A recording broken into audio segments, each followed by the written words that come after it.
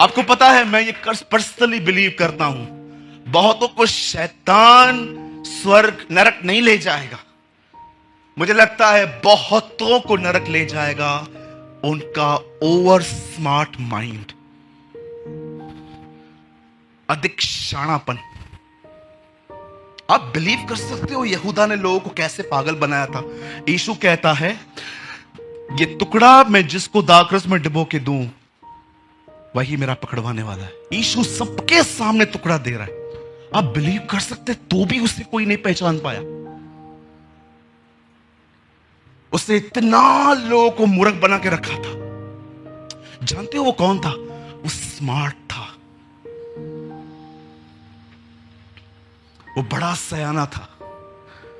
मुझे एक भाई ने कहा, यार तू वचन पढ़ता है, तुझे समझ में आता है, मुझे क्यों नहीं आता? मैंने बोला तुझे क्यों नहीं आता, उसका उत्तर भी बाइबल में ही है। बोला कहां लिखा है? मैंने कहा खोल।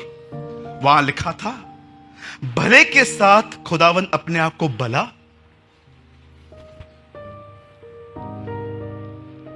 भले के साथ वो अपने आप को भला, खरे के साथ वो अपने आप को खरा दिखाता है।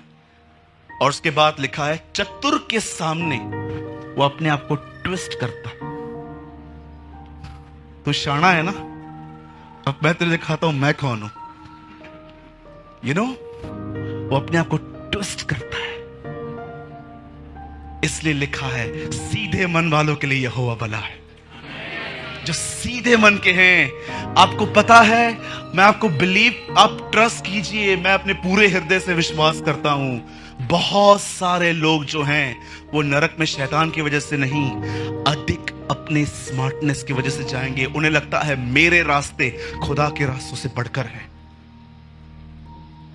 आप जानते हो, जो व्यक्ति मूर्ख है, जैसे बाइबल बताती है परमेश्वर ने मूर्खों को चुना। आप जानते हो, जिस व्यक्ति में आप देखो ना, जिसने अपने आप को मसीह में आके खो दिया है, अब वो अपने आप में नहीं है। अब उसके पास वो बुद्धि नहीं है अपनी, जो उसके बाप दादाओं से उसे मिली थी, वो पूरी तरह से खाली हो गया है। आप जानते हो, जो व्यक्ति अपने आप, अपने स्वयं से खाली हो चुका है, जानते हो उस व्यक्ति को आप कैसे देखोगे? उसके आप मोस्ट ऑफ टाइम आप उसको घुटनों पे देखोगे। मोस्ट ऑफ टाइम वो छोटी छोटी बातों के लिए दुआएं करेंगे। उन्हें नहीं लगेगा कि कुछ बड़ी प्रॉब्लम आएगी, सिर्फ तो ही खुदा को पुकारा जा सकता है। इवन मैं आपको बताना चाहता हूं, सबसे लेस क्या होता है कि आप खाने के लिए प्रेयर करो। यीशु ने कहा तुम्हें भोजन से पहले भी दुआ करनी चाहिए। लेकिन जानते हो, जो स्मार्ट है ना, स्मार्ट बोलो, स्मार्ट, चतुर, आप उनको कम से कम दुआओं में देखोगे। कम से कम। जरा सोचिए, इस दुनिया में सबसे हृदय शुद्ध उसी का था जब वो अर्थ पे आया और अपने 12 चेलों को उसको चुनना था। उसे पूरी रात प्रार्थना की। शुद्ध मन होने के बाद भी वो इस चुनाव के लिए अपने स्वर्गीय पिता पे निर्भर था कि मैं उससे पूछूंगा और उसके बाद चुनाव करूंगा। आज मैं आपसे पूछना चाहता हूं, जब यूसुफ को 7 साल मिले, उन 7 सालों को उसने पूरी बुद्धिमानी से बटोरा और अकाल में सबको बांटा। मैं आपसे पूछना चाहता हूं, यहां पर जितने भी लोग हैं, आप अपने खाली समय में क्या करते हो? That is my counter question, a last question. आइए मैं आपसे पूछना चाहता हूं, वो समय जो खुदा आपको देता है, आप उसमें क्या करते? फोन यूज करते, ये देखते हैं किस किस ने बात की आपसे, फेसबुक पे जाते हैं सिर्फ अंकल आंटी मामा मामी को देखने के लिए। सोचिए मेरे भाइयों, मेरी बहनों, याद रखिएगा, 47 में हम आजाद हुए हैं और उसके कुछ समय के बाद इजराइल आजाद हुआ है। अब मुझे बताइए, मैं किसी को ऊपर नीचे कर रहा हूं, वो कहां है, हम कहां हैं? क्या आप ये बात देख रहे हो, वो कितने पावरफुल हो गए 70 सालों में? क्योंकि यीशु ने कहा मेरे आने से पहले वहां पर पत्ते आएंगे। कैसे जानेंगे कि उसका आना निकट है? उसने कहा जब तुम अंजीर के पेड़ को पकते हुए लगते हुए देखो, अब आराम से स्टडी करो, आपको पता चलेगा इज़राइल कभी इतने लंबे अरसे तक अपने देश में नहीं रहा है। ये पहली बार हुआ है कि वो इतने लंबे अरसे तक अपने मुल्क में हैं, अपने देश में हैं, और कोई उनको निकाल नहीं पा रहा है। आपको पता है अब पेड़ हरा होना शुरू हो गया है, ये नेशन पावरफुल बनना शुरू हुई है। और उसके बाद यीशु ने कहा तब मैं आ जाऊंगा। हम कैसे अपना खाली समय बिता रहे हैं? पौल यहां पर कहता है निर्बुद्धियों के समान नहीं, परंतु बुद्धिमानों के अनुसार अपना समय बिताओ। मेरे भाइयों, मेरी बहनों, याद रखिए, सेहत चली गई, खुदा आपको लौटा देगा। पैसे आगे के चले गए, खुदा आपको लौटा देगा। पर मुझे एक बात बताइए, समय बर्बाद हो गया तो वो कैसे लौटाएगा? टेल मी, मुझे बताइए, अगर समय चला गया तो वो उसे कैसे लौटाएगा? आपकी सेहत चली गई, आप दुआ करोगे यीशु आपको हील कर देगा। आपके पैसे चले गए, ओ अयूब को उसने हर चीज दुगनी दे दी थी, वो आपको लौटा देगा। आपके बाल चले गए हैं, आपके सब कुछ चले गए हैं, खुदावन आपको लौटा देगा। पर मुझे बताइए, अगर आपने समय खो दिया है तो वो आपको कैसे लौटाएगा? मैंने बहुत टाइम पहले भी कहा था, मैं आज भी कहता हूं, 2 दुआएं कभी नहीं सुनी जाएंगी, इसलिए टाइम वेस्ट मत करना। एक, अगर आप प्रभु से कहोगे आप कभी आओगे, उसकी डेट बताओ, वो आपको कभी नहीं बताएगा, क्योंकि उसे पता है अगर मैंने इससे कहा 11 दिसंबर को मैं आ रहा हूं तो ये पश्चातापी 10 को करेगा, ये 9 को भी ऐसे करेगा। मुझे आज भी याद है, एक पुरानी कलीसिया में जब मैं था तो मैं घर में गया था और उस अंकल का नेक्स्ट डे बैप्टिज्म था, वो पी रहे थे। मैंने कहा अंकल, ओए तू कब आया रे? उन्होंने ऐसे बात की। मैंने कहा अंकल क्या कर रहे हो? पी रहा हूं। मैंने कहा अंकल कल आपका बपतिस्मा है। ओ इसलिए तो पी रहा हूं, कल से तो तूने बोला है कुछ पीने को मिलेगा नहीं, आज ही पी लेने दे। मैंने उस दिन समझा ये भी खतरनाक मेंटालिटी है। प्रभु का धन्यवाद, उसने कुछ चीजों को छुपा के रखा है हमसे। मैं बिलीव करता हूं, अगर आज प्रभु कहते ना मैं 10 दिसंबर को 11 दिसंबर को आने वाला हूं, सब बेवड़े 8 तारीख को पश्चाताप करेंगे, पी के खा के गोवा खा के सब करके लास्ट में वो लास्ट डे पे आएंगे और कहेंगे वो चोर को 2 घंटा पहले तो उठाया था, मेरे को 1 दिन पहले उठा। क्रिश्चियंस को स्क्रिप्चर्स हैं जबरदस्त। हाँ, बहुत सारे भाई बहन लड़के लड़कियां ब्रेकअप भी 8 तारीख को करेंगे बॉयफ्रेंड से। चल जानू, जान निकालने वाला आ रहा है, छोड़ दे अभी। हाँ, प्रभु कह दे 10 दिसंबर को आ रहा हूं, 8-9 को मैसेज करेंगे, जानू जान निकालने वाला आ रहा है। चॉकलेट डे, रोज डे, सारी डे, जितने भी डेज मनाए हैं, अब जजमेंट डे पे सबका हिसाब दे। हाँ, एक दुआ वो कभी नहीं सुनेगा, वो ये कि आप उसे कहो आप कभी आओगे, वो आपको कभी नहीं बताएगा। वो लिमिटेड होके आया था। एक स्त्री ने छुआ और पीछे देख के कहता है किसने मुझे छुआ? उसे नहीं पता चला। वो एक अंजीर के पेड़ में फल ढूंढने गया, उसे नहीं पता था। लोग उससे पूछते थे तेरा आना कब है, वो कहता था मुझे नहीं पता। वो लिमिटेशंस में आया। और दूसरी दुआ जो आपको कभी उसका उत्तर नहीं देगा वो ये है, आप उससे कहो 2021 मुझे लौटा दे। सर्वशक्तिमान प्रभु परमेश्वर, आकाश और पृथ्वी का मालिक, इब्राहिम, इसहाक और याकूब का खुदा आपको समय नहीं लौटा पाएगा। कौन सा जो गया सो गया। आप जानते हैं इस समय मेरे लिए सबसे महत्वपूर्ण चीज क्या है? टाइम। आपने कभी देखा था आपका पास्टर कभी इतना बिजी था जितना मैं अभी 6 महीने में हुआ? मुझे परमेश्वर ने कहा दौड़, जितना दौड़ सकता है दौड़। मैंने कहा क्यों प्रभु? क्योंकि समय निकट है। Time is near. आप जानते हैं कभी कभी मैं प्रभु से क्या कहता हूं, प्रभु नए को छोड़, जो पुराने हैं उनको ही तैयार कर। इतना समय करीब है। मैं अपने संदेश को बंद कर रहा हूं। परमेश्वर ने फिरौन को एक विजन दिया, एक ड्रीम दिया। तू चाहता है तेरी भरपूरी में, तेरे अकाल में तेरे पास सब कुछ हो, तो एक काम कर, अपने अकाल में सब ले ले। मेरे भाइयों, मेरी बहनों, याद रखिए, जीवन में एक समय ऐसा आता है जब हम गिरने ही वाले होते हैं। वहां पर हमें परमेश्वर का अनुग्रह चाहिए रहता है, नहीं तो ये गलतियां गलतियां गलतियां गलतियां खत्म करती जाएंगी हमें।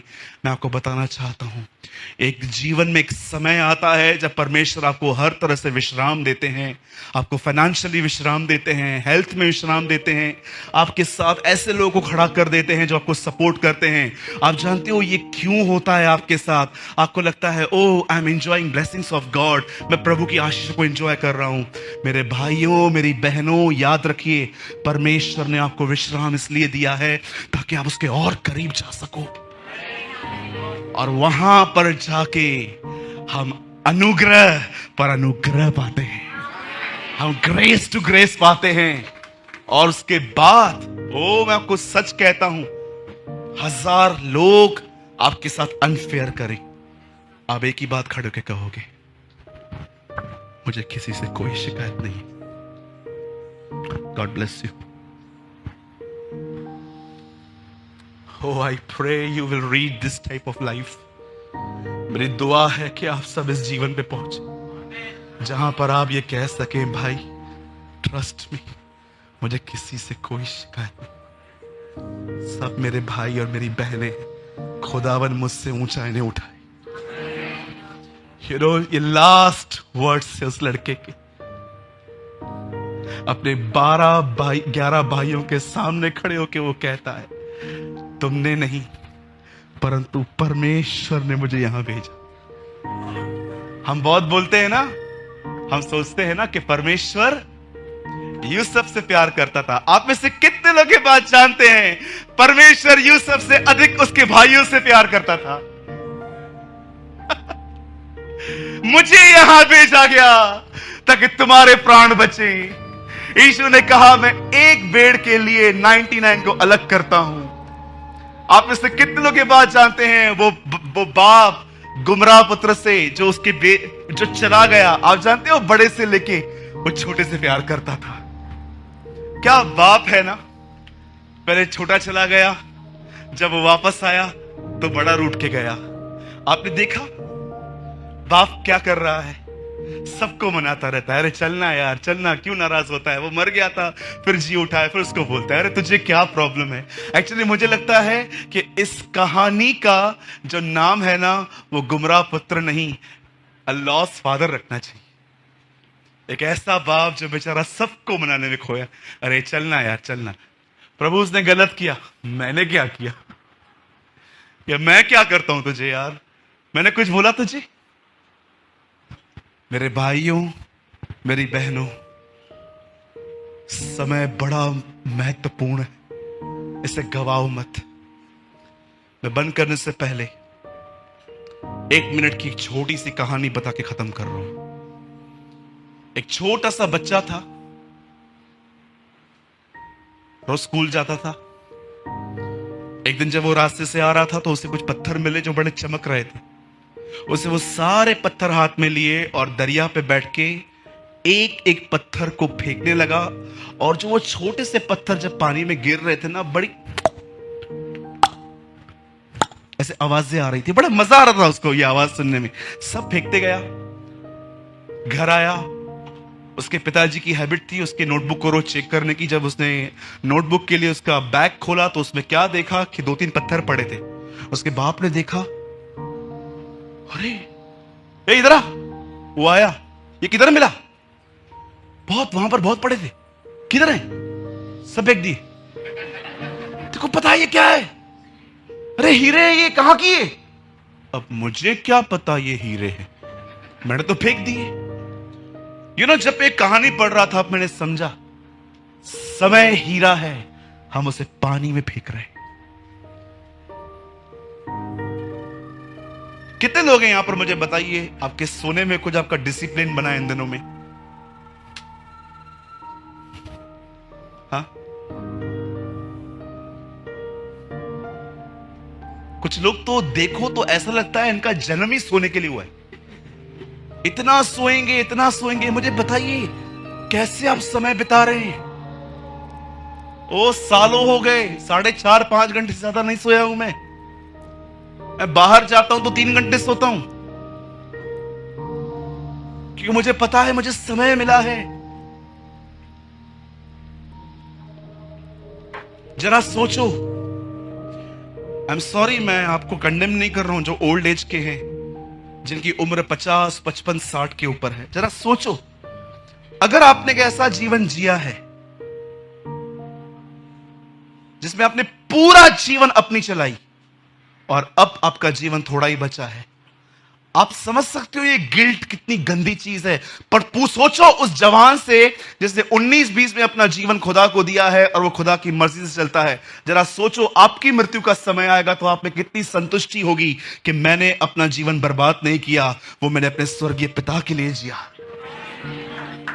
तो ब्रदर, मैं जो ओल्ड हूं, मैं गया